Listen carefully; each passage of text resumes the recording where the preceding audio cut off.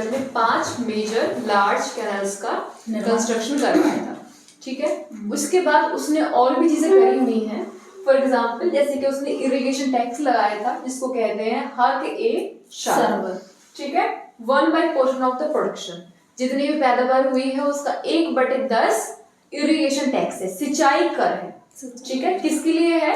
जो 5 कैनाल से जो उसका पानी यूज करेगा, ठीक है, उसको हक ए शर्ब जो टैक्स है, इरिगेशन टैक्स है, उसे वो पे करना पड़ेगा। ठीक है, तो ये न्यू टैक्स है, इससे पहले ना किसी ने कैनाल्स का कंस्ट्रक्शन करवाया और ना किसी ने इरिगेशन टैक्स लिया।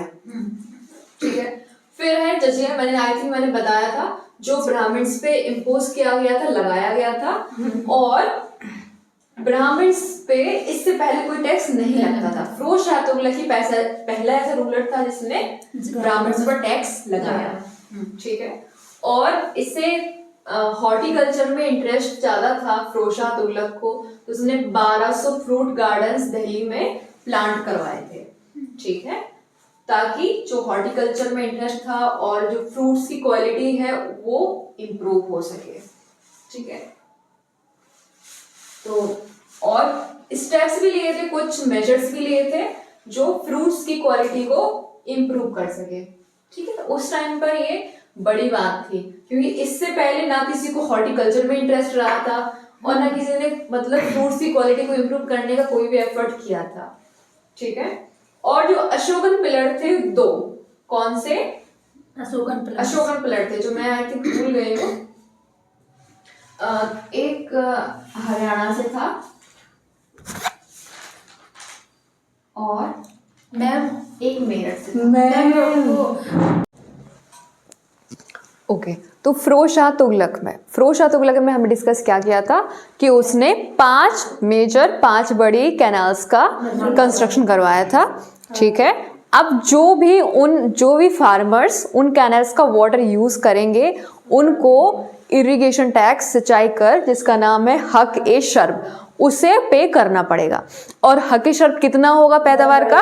1/10 ऑफ द प्रोडक्शन होगा हक ए शर्ब, जो इरिगेशन टैक्स था। ठीक है, तो फिरोज शाह तुगलक ने ये कैनाल्स का कंस्ट्रक्शन करवाया और वही पहला सुल्तान था जिसने इरिगेशन टैक्स भी इम्पोज किया। ओके, और मैंने बताया था कि जजिया जो टैक्स था वो भी ब्राह्मण्स पर उसने लगाया था। ओके, और क्योंकि उसे इंटरेस्ट था हॉर्टिकल्चर में, फ्रूट्स में, ऑर्चर्ड्स में, इसलिए उसने 1200 फ्रूट गार्डन्स दिल्ली में ही था, दिल्ली में प्लांट करवाए थे और फ्रूट्स की क्वालिटी को इम्प्रूव किया जा सके कुछ मेजर्स भी उसने लिए थे। ठीक है, तो ये क्वेश्चंस भी आते हैं आपके कि बताइए कौन सा पहला सुल्तान था जिसने फ्रूट गार्डन्स को इम्प्लांट करवाया था या जिसने कभी फ्रूट्स की नस्लों को सुधारने का प्रयास किया था? फिरोज शाह तुगलक। ओके, फिर 2 पिलर्स थे, अशोकन पिलर्स थे। ठीक है, कहाँ पे थे? टोपरा और हरियाणा, मेरठ। ठीक है, टोपरा एक प्लेस है हरियाणा में और दूसरा था मेरठ में। इन 2 पिलर्स को उसने दिल्ली में मंगवाया था।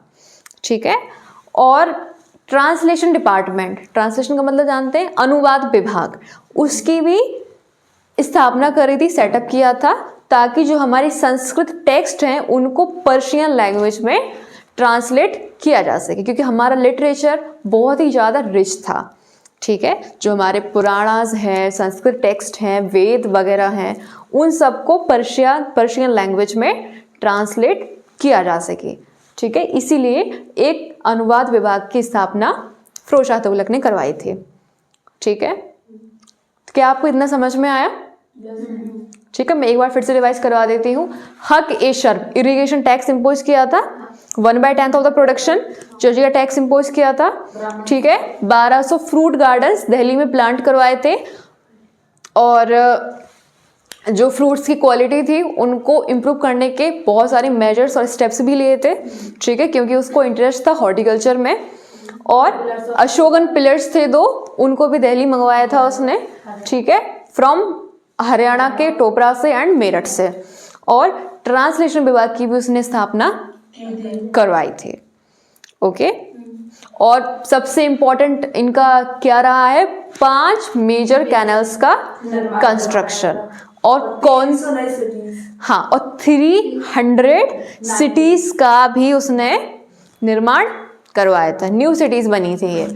और एक हॉस्पिटल भी बनवाया था, नाम क्या था उसका, दारुल सफा, ठीक है, जिससे फ्री ट्रीटमेंट हो सके। और ये स्लेब्स का शौकीन था। हाँ, बहुत स्लेब्स का बहुत ज्यादा शौकीन था।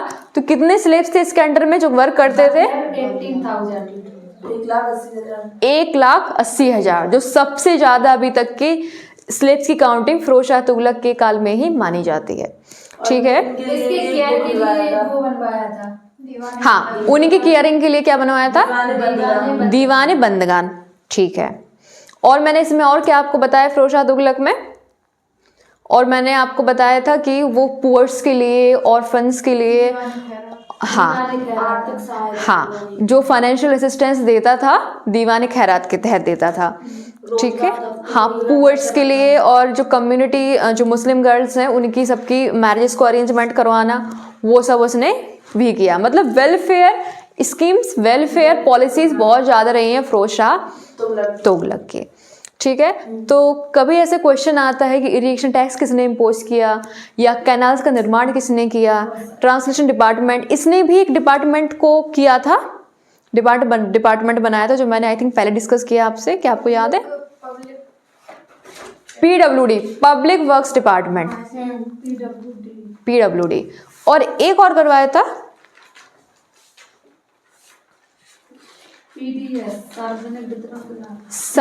नहीं, वो अलग है। फिरोज शाह तुगलक में मैंने स्टार्टिंग में बनाया था, कोई मैंने बताया था कोई डिपार्टमेंट इसने एस्टेब्लिश करवाया है?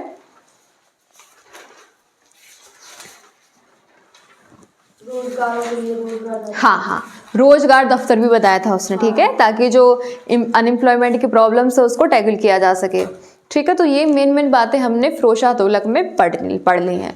और अब ये आपका तुगलक डायनेस्टी फिनिश हो चुका है, ठीक है। इसका टेस्ट होगा, रिवीजन प्रॉपर कर लीजिएगा, फिर आपकी स्टार्ट होगी लोधी डायनेस्टी, ठीक है, sorry Syed dynasty, Syed dynasty, इसके बाद लोधी डायनेस्टी, ठीक है।